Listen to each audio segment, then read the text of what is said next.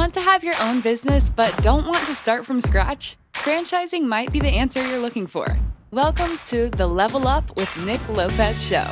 The show that brings you thought leaders in business, franchising, and high-performance personal development. Whether you're a buyer, seller, franchisee, franchisor, or a consultant, find everything you need to know about franchising right here. Own a business without the pain and financial losses that come with creating it. Find the time, freedom, and financial independence you can have through entrepreneurship. Learn how franchising can help you get there. Listen up and get ready for another episode of the Level Up with Nick Lopez show.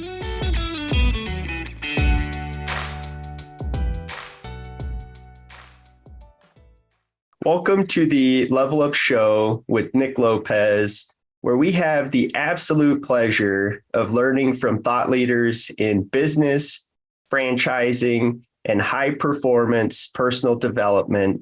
Today's guest goes without exception. She's a successful entrepreneur. She's been a multi-unit franchise owner. She's an investor with entrepreneurs and startups.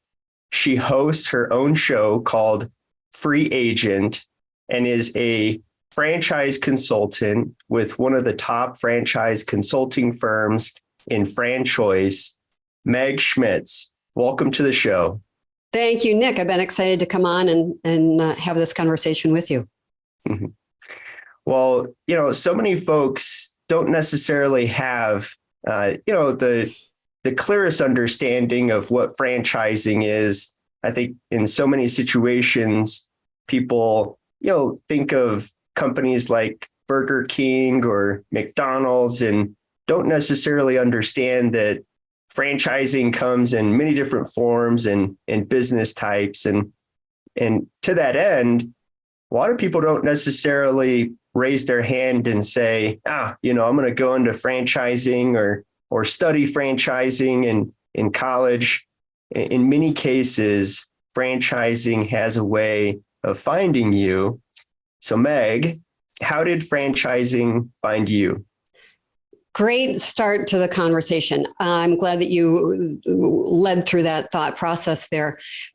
My husband and I do a lot of investing, and life is certainly different now than when I first got started 30 years ago. Franchising has a whole different perception now than it did back then. And the perception back then really came from my family. Talk about negative vibes now my husband at the time, and that's a big distinguisher here because my current one, we invest completely differently, different mindset than when I was previously married. But my husband then had gone to a franchise expo in the Chicago area, and he came home and said, well, people got to eat. And if you have a car, you need it to get to work. And you know what? Everybody's got hair. So let's do this Great Clips thing. And I said, wait, what? I didn't know that we're looking to get into business ownership. We had a 2-year-old. It was actually 1 at the time. And so how did franchising find me? It was my husband who went to this franchise expo. But it leads perfectly, Nick, into the 3 pillars that are my current pillars and how I work with my current candidates. Because what he didn't really pay attention to, his wife, our life, and our money, those are my 3 pillars. You cannot ignore your wife, your lifestyle, and your money. You should not be making business investment and own outright, be the boss of a business that you don't really understand. So he made a pretty cavalier decision to jump in. And that's how franchising found me, is that he signed a franchise agreement with Great Clips. Thank God it was Great Clips because it's a world-class gold standard franchising even way back then. And that's really how I cut my teeth in the world of business ownership, was with a company that absolutely knew how to train their franchisees to be successful owners. Now, my husband wasn't a great fit for that, but I'm absolutely a perfect prototype for a franchise owner. So it sounds like you ultimately were running the franchise businesses. Yeah, about 6 months after we got open, realized that we were bleeding to death. And he just said, you know what, lock up the doors, throw away the keys. I've had it with this. I don't get it. I don't understand our employees. And I'm too much of a terrier to let something go like that. I needed to figure it out. And so we did figure out that one of our employees was stealing. We had other shenanigans, drug dealing out of the back room. So who jumped in and solved it? Yes, that was me. Mm-hmm. What were some of the differences in just, characteristic traits between you and your husband that, at least for Great Clips, made you a great owner versus your husband? He, to this day, is very much a shiny, sparkly, ooh, look at that. Oh, over here. But the thing about franchising, and you know this too, as a franchisor, is not every body and not every person or personality is the right type of owner, not a good cultural fit, not fill in the blank. There's something about it or that person that makes them not an ideal owner. And back then, Great Clips was willing to, because they were coming to Chicago and they were going to go big or go home. And so they were really on the hunt for people who could write a check and sign. But it takes more than that to be a good owner. I, on the other hand, am not a fixer and a changer and a shiny, sparkly thing. Give me a good recipe and you're going to get a great outcome. Mm-hmm. So he's not a great fit for franchising. He's too entrepreneurial and wants to tweak and tune. For me, life is short. I don't want to recreate the wheel. So that's the difference between the two of us. Mm. Yeah, executing on the model. Who would have thought? Who would have thought? It was a game changer in very short order. Because once I identified the person who was stealing and got rid of the problems, the cockroaches in the back room, my other employees came up to me and said, "What took you so long? But thank you for doing it. Now we've got a clean slate. And oh, by the way, I'd really like to volunteer to take over scheduling, or I'd like to volunteer to take over inventory." So I had great people below the manager and the assistant manager. But it takes confidence to get rid of your quote unquote top people. But then that's where you really see where the cream rises. And after that, we were following the system and running like clockwork. Yeah, that's incredible how making those team changes, all of a sudden, people start falling into the seats where they belong, and even more so, stepping up to the plate and taking initiative. And oftentimes for a first-time business owner, that's one of the hardest things to do is to make the people changes that need to be made in the organization in a timely fashion. All too many times, those decisions get drug out, and for obvious reasons, it hurts cash flow, it hurts morale, hurts performance of the team, and all of a sudden you make those tough choices, which are really smart business choices. And things seem to start falling into place a lot easier. Granted, they still don't fall into place by themselves, but you most certainly have the support in helping you do that. Man, my goodness, that's all too common. And I'm glad that you ultimately, as that terrier got into the driver's seat and you were in the right seat. So did you guys have multiple locations, or was it just a single location?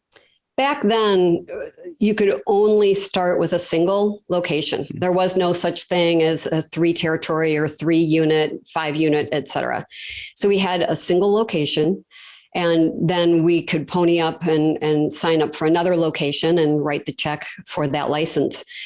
So we started off with just a single location, which for that particular business model, a single location wasn't going to throw off enough profit for either one, my husband or for me, to leave our job. So we did end up actually buying a second location from someone down the road who was out of operational standards. They were on probation, given the opportunity to cure their problems. And so I was able to step in and buy it for pennies on the dollar. Then we bought another license after that. And so we did start off only being able to buy one, but as things progressed, we're able to expand into more locations. And clearly you didn't have that plan up front, right? Hey, we're going to own multiple locations. It became clear that that's the way, that the only way in that particular model that you're going to create something of value, of wealth, create an exit exitable model, open enough that someone would want to buy them. And so the twist on this too, Nick, is that at unit number 3, my husband had been saying for a long time that this wasn't working out. He wasn't happy, never should have gotten married. He's 13 years older than I am. And there were some discrepancies there that weren't going to get fixed. So after the 3rd unit opened, that was my exit strategy. No alimony, no child support. Here, you take them. I don't like this business anyway.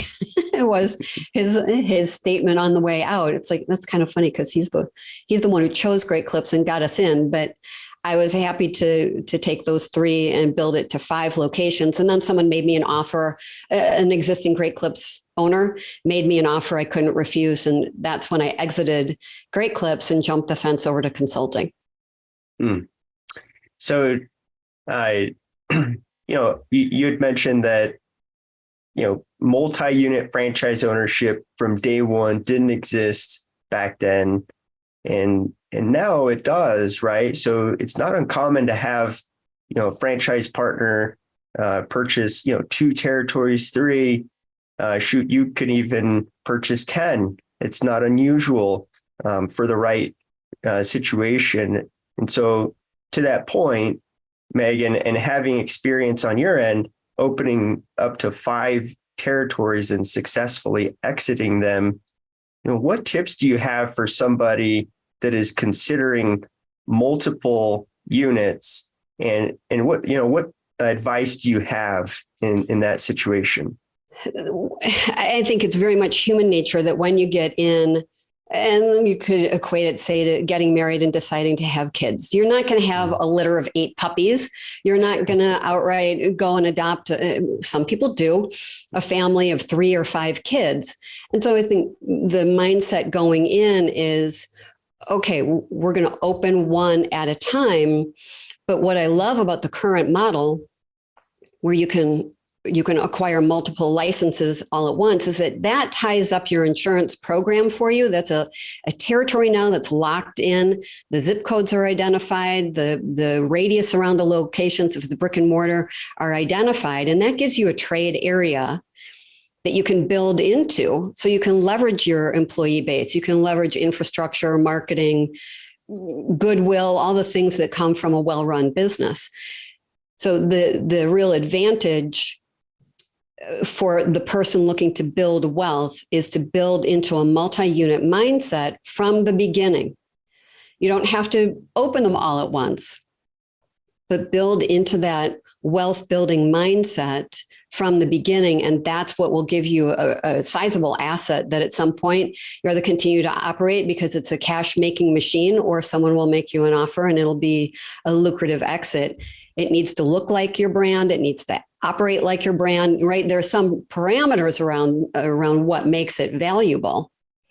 But if you go in with that exit in mind, then you will get there faster. There are other people, though, and you see it with your own brand, who you think it's a good fit and they're starting off fine and they're struggling for whatever reason, and ultimately it ends up not being the right fit. And the nicest thing any of us can do at that point is to say, okay, let's part.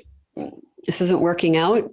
And then move on and find an owner who will be more suitable for that brand, that concept, and that culture.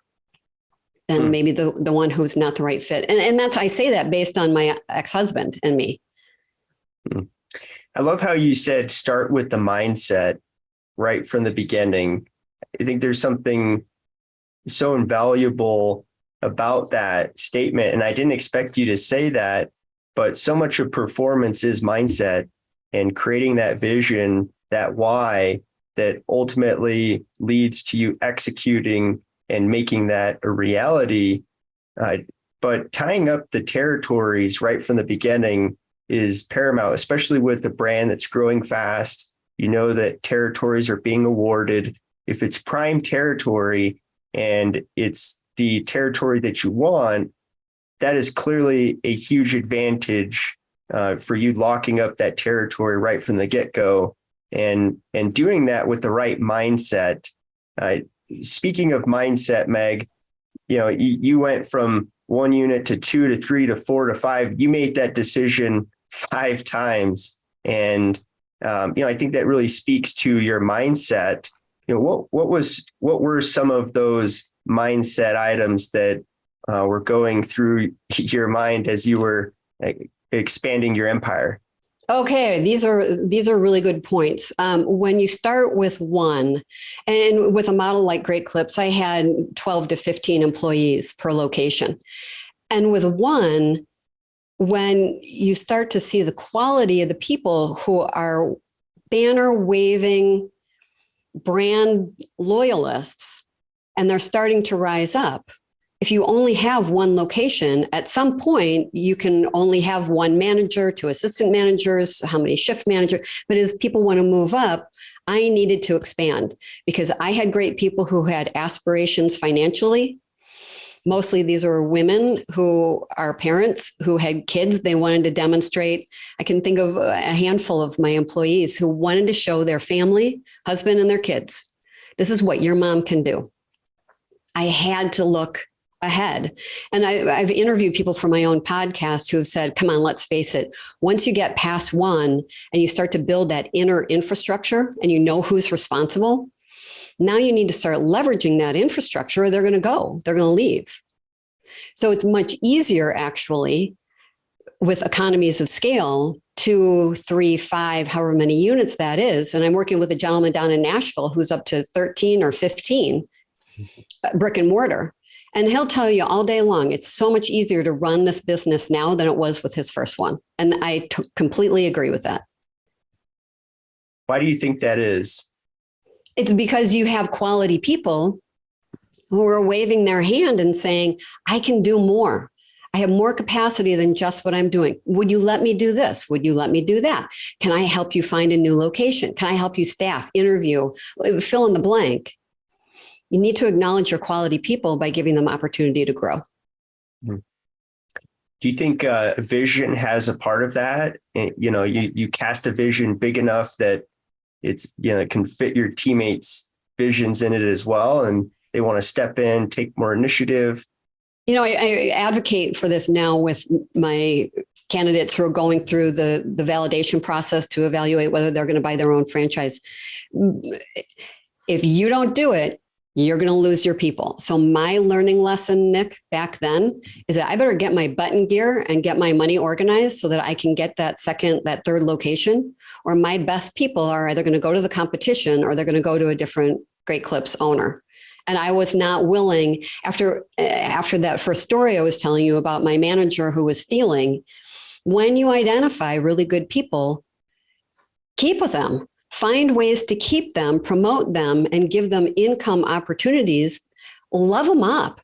Love them better than anybody else out there is going to love them, and they won't leave. It doesn't cost you a lot to do that, but you have to give them the types of opportunities that resonate with them so that they will stay. Love them up. I appreciate that. Yeah, business is so much about just that, people. And that's what business is. It's all about people and the relationships and your ability as a business owner to build those authentic and genuine relationships with your team and then turn that into empowering them and giving them direction and showing them the next step to leveling up. They love it, right? People love to know that they work for an organization where they can make a difference, where they can have an impact, where they know they're winning and the vision is big enough to fit their vision, their dreams. And you hit on the head there in saying, their income goals, right? They clearly want to level up from an income standpoint. Yes, there's fulfillment around the position and making a difference and the relationships with management, ownership, the team. But, you obviously are making a living, and creating that atmosphere for people doesn't come naturally per se, right? It's a skill, and sure, that skill may come more naturally to some than others, but regardless, it is most certainly intentional. And so providing your team with that roadmap And getting good at creating that roadmap is obviously paramount for a multi-unit owner, being able to create that environment for your team to grow with you, and ultimately be empowered and entrusted with helping you in your mission, your cause there within your empire. And so, Meg, you had mentioned, this is going to seem pretty straightforward, but I think from a franchise owner standpoint, it's invaluable. You had mentioned, love them up. What do you mean by that? Oh, love them up. This is so easy. And the reason this is such an important thing, Nick, you hear it with your owners, and I certainly felt it as an owner with Great Clips. There's a turnstile. You got people coming, you got people going. And what is that life cycle of your employee? You have direct control over that. So when I got into Great Clips, the life cycle of a stylist was anywhere from 6 months to 2 years. But you could pretty much count on total turnover with great regularity. And I was not willing to tolerate that cycle. It's way too much effort. It's too much money too, to have to onboard and then lose people. So one of the things that I share with my current franchise owners as a key to hanging on to people, I used to do this with every employee. I got out an index card. It's so old school. I got out an index card and I had my employee write down their name, kids' names, ages, birth date, marriage, yes, husband's name, anniversary, favorite pack of smokes, favorite cola drink, favorite flower, candy bar, you name it. You think about the things that if you could leave it for them and say, you know what, Linda, I was thinking about you today. I know you're going through a rough patch. Here's a sunflower and a Milky Way. And you would think, yeah, it's that simple. How much does that cost? So you keep your little file system of what are those little tidbits of love, and that's how you love them up. And by the way, that 6 months to 2 years, when I sold my 5 units after whatever it was, 11 and a half, 12 years of ownership, more than half my staff had been with me for 8 years or longer. Love them up. Yeah. Who would have thought, right? Yeah. Yeah, that's so paramount. I feel like you spend so much time in your profession at work and you want to enjoy it. And so many times, it's a struggle to get the week started. It's a struggle to show up each day, but, having those relationships and knowing that people have your back. Again, business is all about people and relationships. And if you know that the folks next to you have your back and you have theirs, it's so much more fulfilling showing up every Monday, showing up every day when it's beyond just yourself and you're winning and you're making a difference. There's only so many things that you need. And, that's the combination there. But it seems so difficult to do when you look at business ownership, right? There's varying success when it comes to this point, which is, investing in your people from a relational standpoint, but giving them the roadmap to make more income. I'm sure they didn't stick with you for all those years because, they were barely making bills, right? They were being empowered and making more income. And being taught how to be a better self-representative. I'm really good at what I do. Hey, you know what? I gave you that flat top haircut. The only way, kid, you're going to get it to stand up straight is if you go home with this wax. So I can give you the haircut today, but if you want it to look like this next week, here's the stuff I'm putting in. You should buy some before you go home. This is not only empowering my employee to think differently, make a recommendation. You're not selling something, you're making a recommendation that will enhance your tip. It'll enhance your income because now you're selling products as well. So I was spending a lot of effort also educating them, my employees, on how they could increase their income. Yeah, it was a big piece of how I ended up with that kind of retention. Another example I would give you and your listeners is when if you take the pyramid and at the top is yourself, at the very pinnacle, it's you.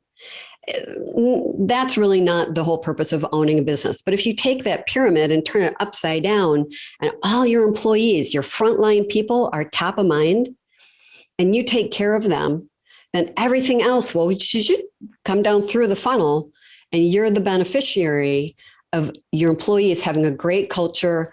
To your point, wanting to come in every week, every day, you can help them put their game face on and do their best. That was so empowering for me to learn as a corporate refugee, because I had a full-time job until the third location. And then I could create enough money, income, that I could walk away.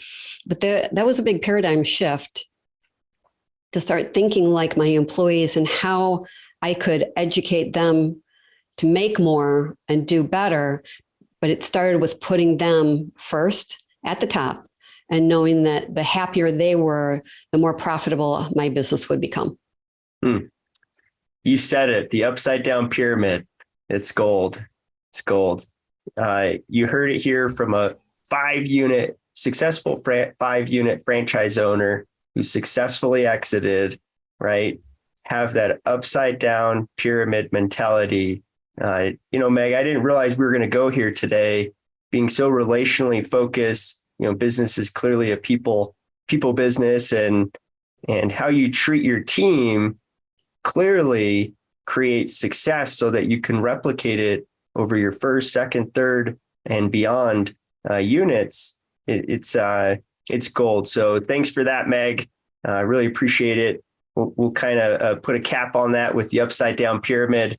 Remember, upside down pyramid, frontline workers at the top. It's not top down. That does not make sense. Just think about it in your everyday life. It's not the way to grow a business. And if that's your approach, top down, you're probably only going to get into that first unit and really struggle from that point. So, yes. So Meg, you are currently a franchise consultant with Fran Choice, and you help matchmake. You help people identify the right opportunities in this vast world of franchise opportunities, right? People have these aspirations of entrepreneurship. They want to be in business for themselves, but not by themselves. They understand the value, the power in the franchise model. You mentioned Great Clips having tremendous training. There's so much support and technology and marketing, everything that goes into that partnership between a franchisor and a franchisee that a franchise owner can capitalize on. If you wouldn't mind taking us through your process, what organization, this is one thing that you're great at, is bringing organization to this discovery process, navigating the world of opportunities. What does that organization look like that you bring to this exploration process of trying to find the right franchise fit if I'm a prospective franchise owner? So one of my first principles is work with the willing. If people are too entrepreneurial, and I would have told Great Clips this about my ex-husband, he was too far over on, I want to do it my way. I want to fix this. I don't think you're looking at this the right way. A franchise, and you know this, and I've started some myself. You start with this first location, and you're sorting out what works and what doesn't. And then you get to duplicate that. Well, that worked. Now you're going to replicate that broadly. Well, now you're really creating an internal structure, operations, hiring, marketing, everything that goes into building that business. Overlay that onto what does a franchisor want? They want someone who's going to follow that process. They want someone who's going to follow and execute the recipe. If you want a German chocolate cake, follow the recipe. Don't try to make it up from scratch. You want to deliver a happy end result. So the process that I use is first, let's talk about why, why are we having this conversation? Why will owning a business change your life? Why will your wife, your life, and your money I'll benefit from this decision. So before I go any further, I do a first exploratory phone call or Zoom meeting with someone to find out why are we having this conversation and what is the outcome that they're looking for. I'm looking for something that is sticky in their personality or in their skill sets. They've done things. This is not just, oh, I'm so sick of my boss and the economy is terrible, or I need to make more money. Just give me a little side hustle.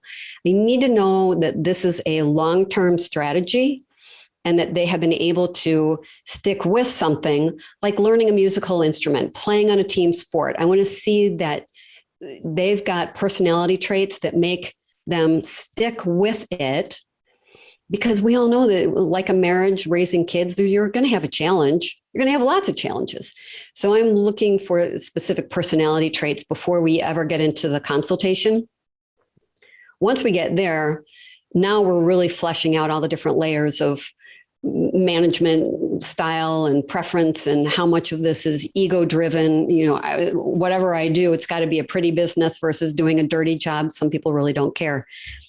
Every step along the way, I'm reminding them that you, the franchisor, is looking for a week over week logical progression of, is this the right fit or isn't it? So I'm looking for key traits, because I've been a franchisor, a franchise investor, franchisee. I'm looking for all those sticky points. And if along the way I think that it's not going to work, then I have no problem saying, no, this is not going to work. I don't think this is the right fit for you. Who can I introduce you to help you get where you really want to go? But if it's really working out, and so do I, you can start to hear it in their voice. You can see it in their face. So I'm looking for week over week logical progression towards a yes or no decision, hopefully a yes, that will find that right fit. I'm willing to work with a candidate no matter how long it takes. By the way, I really only work with referrals or people who have intelligently found me. I don't buy leads, but I'm looking for people who really have that curiosity. And then when you get to yes, it's a pretty momentous outcome when you're happy, Nick, my person is happy, my referring party is happy, then I can be happy. I would have expected you to say something along the lines of, we have, this step and that step. And sure, I'm, pretty positive you have that logical progression, but ultimately, you're catering to the specific person. And again, going back to business being so relational, there's clearly a huge component of reading and understanding that, hey, somebody is continuing, this individual is taking, they're matching me step for step as we are progressing through this process.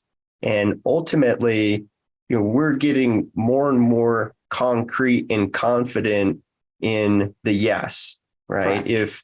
If there are steps going back, okay, now we need to reevaluate this and make sure that this is still right for your wife, your money, and your lifestyle, right? Those are the three, right? Your wife, lifestyle, and your money. And clearly, if you get there and that isn't adding up, there's not a process that necessarily tells you that that's the relationship that you've developed with that individual. And so to be clear, I do have a week over week, 6 to 8 week process. At certain points, I will insert different introductions, like for financing.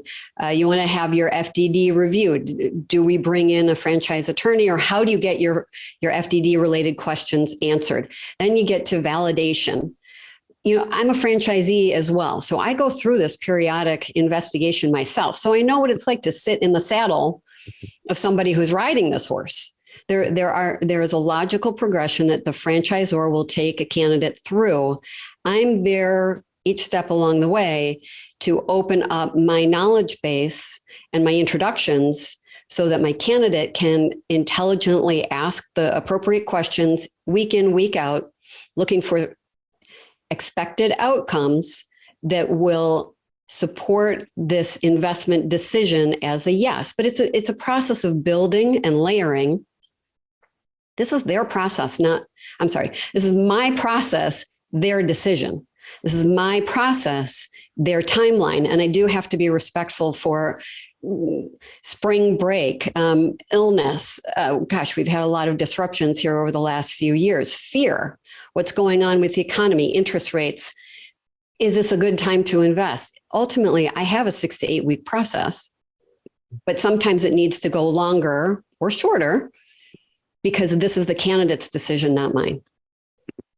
Yeah, thanks for clarifying that, Meg. So, it's great to have a finite amount of time, right? You clearly know that there is a decision being made here that aligns with your spouse, your finances, your lifestyle, that full combination as you're going through the process. And I'm sure that starts to give you indicators of, okay, can this person follow a process? That's what you're looking for, right? Sure. Yes. Because we've got somebody in motion right now. And every step along the way, I'm looking to my candidate to follow the outline that has been given to him by Line Painting, which may be exactly the same as another company. It might be quite a bit different from another company. And that also for me goes into the selection of different companies I'm going to present to that candidate.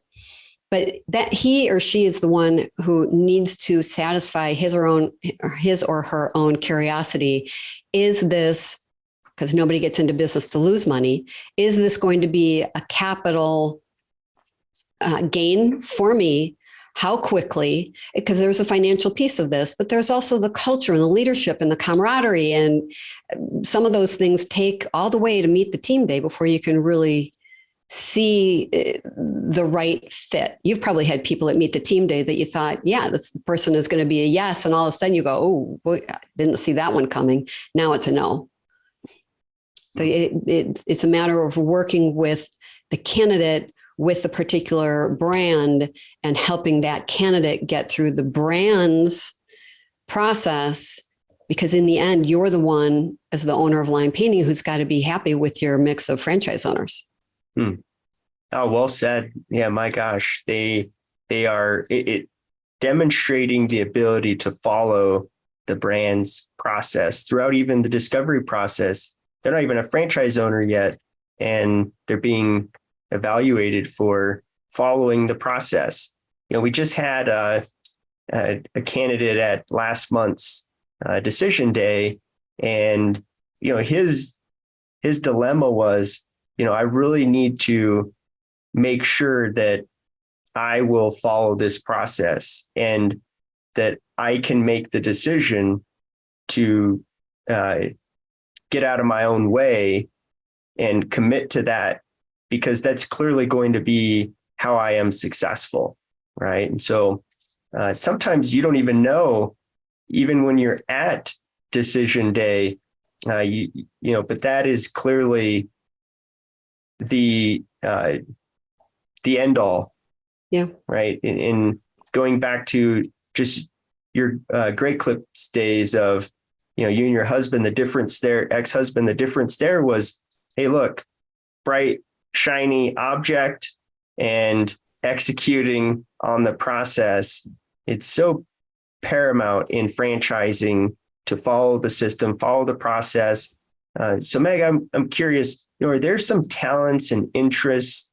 Is there a way that you go about evaluating them in successfully pairing a candidate with a brand? How are you evaluating somebody's skills, their interests, their talents, and how they are, and how you are introducing them to potential brands? Fortunate for me, I've been in an ownership role for more than 30 years. I've been in the world of franchising, for 31, 32 years. So I know what I have been successful doing, the lessons that I've learned from these different companies too. My benefit is that I've been with Fran Choice for and a half years, which means I've been to 40 something conferences every 6 months. I get to know you. I get to know the founder and visionary. I get to know the brand president. I get to know the development people who instill upon us every 6 months. What are those success traits? What does a successful owner look like? Tell me something about your brand, a pivot, something that is unique to your brand. So I can go back to my candidate and evaluate with him or her what their preferences, strengths, and weaknesses are, and match them with what I know about my portfolio companies. Sometimes it gets down to really splitting hairs, and there's so many good options that I have right now. It's sometimes hard to know how to whittle it down. So what I say to my candidate is, if I gave you every option that I think is a good fit for you, you'd be drinking from a fire hose and we'd get nowhere. So let's agree that behind, you've got a whiteboard back there. We're going to put up brand 1, brand 2, brand 3. Now we're going to compare and contrast. And as you learn factually what works for you, then I can start to not twist, but go back through and filter through my own knowledge base. Maybe that one wasn't the right fit, but based on what he or she learned, now I can go back to the well and bring different brands in. So for me, the biggest benefit is just the amount of time that I've been with the company and the level of, I would say, intimate knowledge that is exchanged amongst us when we're at our conference every 6 months. That really helps me to dial into the granularity, because this isn't just about writing a check. And that's what my ex-husband did. He wrote a check for a gold standard brand, but he didn't, and they didn't have a contextual understanding of each other. That's what I'm trying to get at, is that contextual understanding of what will be successful on both sides. Well said. Yeah, well said. And clearly from experience, right? You're pulling this matchmaking process from many years of experience. And I love that. If you were to go to just some skills in general, Meg, what do you think makes you so great with people? Throughout this conversation, I think that stands out pretty clear that you're great with people. And so what are some characteristics about yourself that you think translate and make it easier for you to work with people so well? I lean in and I listen. There's a time for me to speak, but there's a time for my candidate. And who doesn't like to talk about themselves? So I'm asking them, why are we having this conversation? I'm taking copious notes. My husband will tell me, you don't remember where you left the car keys, but you don't ever forget anything about a candidate you're working with. And that's true, because I'm looking for that emotional, psychological connection. That's my degree, is in counseling. How do you help somebody get better? How do you help somebody get to an end result that's going to make them happy? Listen to what they're telling you, but then also have the discernment or the discretion to understand when you haven't gotten to those raw nerves yet, and they're still kind of hiding, they're still not quite telling you everything you need to know. That's again why I go back to the 3 pillars: your wife, your life, and your money, because the spouse will be a truth teller. No, we're not going to do this. I'm totally afraid. We're not getting anywhere on this one until we get blah, blah, blah, blah. So it's a matter of trust building between the decision maker or decision makers, myself and the franchisor, you, so that it's a 3-legged stool and everything that needs to be transparent is there, because ultimately this is a big decision, but it's such an impactful, meaningful decision. I need my people to trust me to be their Sherpa through the Himalayas where it's dangerous, and come out the other side with success in their reach. Yeah, I commend you, Meg. And you've clearly been so committed to the franchise world and have led with your best foot forward. And that's been, starting with the upside down pyramid, right? And taking that approach now in what you do in matchmaking, putting the brand first, putting the candidate first. It's the brand's process. It's it's the candidates, three pillars that you've mentioned, and there's so much service that you lead with. I can see why you're so valuable to folks that are looking for a franchise opportunity. So, Meg, I want to transition here. You've had the opportunity to invest in so many entrepreneurs and startups. What are you looking for when you partner with an entrepreneur or a startup as an investor? So I'm big on analogies. The one that stands out the most for my husband and me as we're doing our angel investments and we're mentoring a lot of new entrepreneurs, there are two things in this analogy. There's the jockey and there's the horse. The horse is the concept. The jockey is the one that's going to get that thoroughbred over the finish line. So sometimes you have an amazing opportunity, and I invested in one a number of years ago. Amazing opportunity, global opportunity, saw the big picture. What Pete and I miss is that the jockey was a friggin' idiot. He was a shyster, and while he cleaned up good, you could put him on that horse and he looked good. He did not have the capability to actually run that company successfully. So I hope that analogy makes sense to people. You can get also just a pretty mediocre concept, but a great jockey who can read the horse. I just finished a book called Horse by, this is exactly what she was writing about is you can get a great horse, but a bad jockey is going to screw it up. You can get an okay or really good idea and a jockey who really gets the world of franchising. You're true to your mission. You've got your mission, Lime, and you're true to the owners who are coming before this new crop that you're bringing in.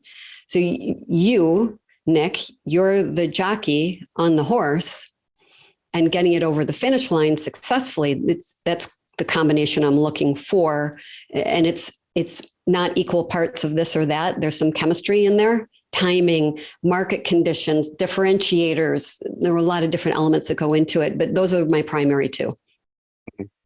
The jockey and the horse. Yeah. And again, it goes back to having intuition and being able to read situations and be intuitive about the economic and market conditions.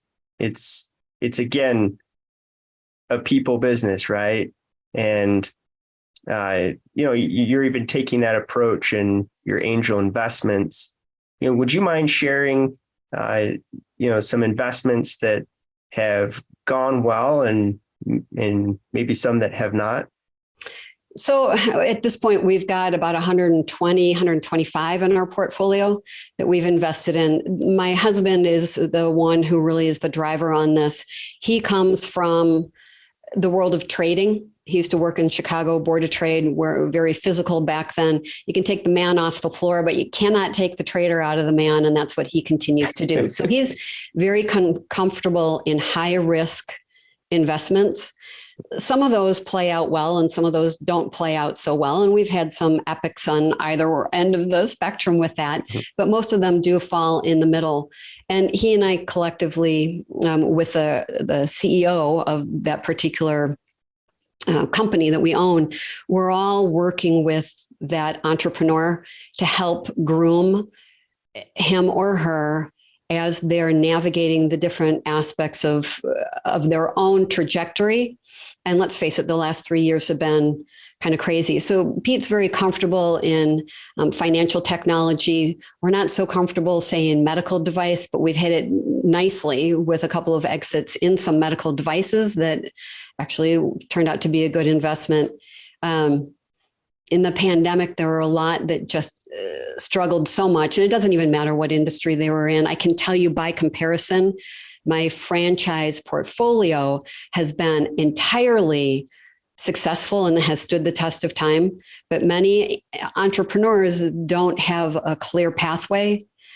They're not critical thinkers. They have their own protectiveness. And you know this, you start a concept, you're kind of protective about what you're growing. And some people are very willing to let outsiders in and others not so much. So sometimes it's a read on the investor, and are they willing to take critical advice? that's when we back away, is if that person is so protective of their concept that they're not going to be willing to listen to critical feedback about how to make it a marketable, monetizable option. That piece there. And I can see why franchising would consistently be successful. The community that is made up in a franchise, it's a huge competitive advantage. In COVID, that was something that, our franchise community really leaned in on and expressed to one another, was our gratitude for the community that we had, looking on the other side of the fence, realizing that, oh my gosh, and empathizing, having so much compassion for folks that didn't have that community. We most certainly benefited from that and recognized it in that time. So, Meg, you have a podcast, and it's one of my favorite titles, and you're the host. It's The Free Agent. How did you come up with that name? I used to do a lot of presentations to outplacement offices where I was meeting with executives who were out the door. The revolving door, the turnstile had kicked them out, and they were coming to listen to alternative investment strategies. This is how I presented franchising. This is a diversification or an alternative investment strategy. And I remember looking at a group, one particular meeting. There were probably 12 or 15 people, fairly small group. And I said, each one of you, if you think about a professional athlete, they get to the end of their contract, they still have gas in the tank. They still have desire for the game. They're still a winner inside, but now you're a free agent. That's good and that's bad. It's uncomfortable, and that now you don't have the locker room, the camaraderie, you don't have the stadium to go to, you don't have the trainers, the training facility, you don't have the structure. Now you got to do it yourself. So how are you going to differentiate yourself and get picked for another team unless you stay sharp? So I want you to think about yourself now as a free agent. There's a ton of competition out there. How are you going to level up and make yourself the desirable hiring option, or in franchising, make yourself that desirable next business owner? And a lot of them really, I can use a lot of analogies. I can see eyes growing and smiles coming on the face. And that's when I thought, that's the name, because people resonate, that title, that name resonates with people who say, oh yeah, I'm kind of flapping out here. I need to align with a team. That's what franchising is all about. So it's kind of a turn on a thought or a phrase for me that helps my candidate identify their need to align with a great team. What a great title. And it has me smiling over here the whole time. What a fun way to approach it. Yeah. Well, like you and this series for your listener, this is our ability to give back to them and enlighten and show them the way, illuminate a path going forward. That, let's face it, owning a business is a challenge. It takes commitment. As you say, success requires effort. It requires stick-to-itiveness and resolve and resilience.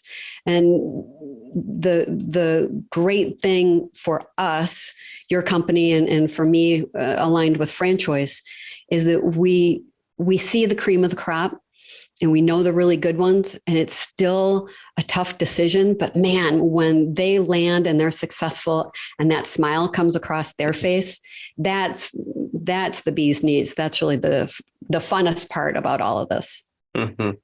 Yeah, I second that, Meg. And let's wrap it up. I can chat with you, frankly, for hours. You're a wealth of knowledge, and really appreciate you doing this, Meg, and giving to our audience this way and helping them level up. But my final question for you is, why do you love franchising so much? I am a rule follower. I am a recipe follower. I used the analogy earlier about the German chocolate cake. Do not send me to the grocery store and say, Meg, would you whip up an incredible dinner. Tell me what you want. I can deliver what you want. So that's what brings me to smile is I love the structure of a really solid, great system, because I know that my little chick of a candidate who's coming through your process, you say yes, and he or she says yes, that's going to bring them an outcome that is a potentially a wealth generating game changer. That's just fun. Process and systems. Mm-hmm. Yeah, yep. I can totally relate. A little bit of a process and systems nerd on my end, and that's the core of it all, and that's the beauty of it, right? You get everything that you want from a business without creating the system, the process, the brand, the marketing, the infrastructure, the tech, the training, the recruiting strategy, the playbook.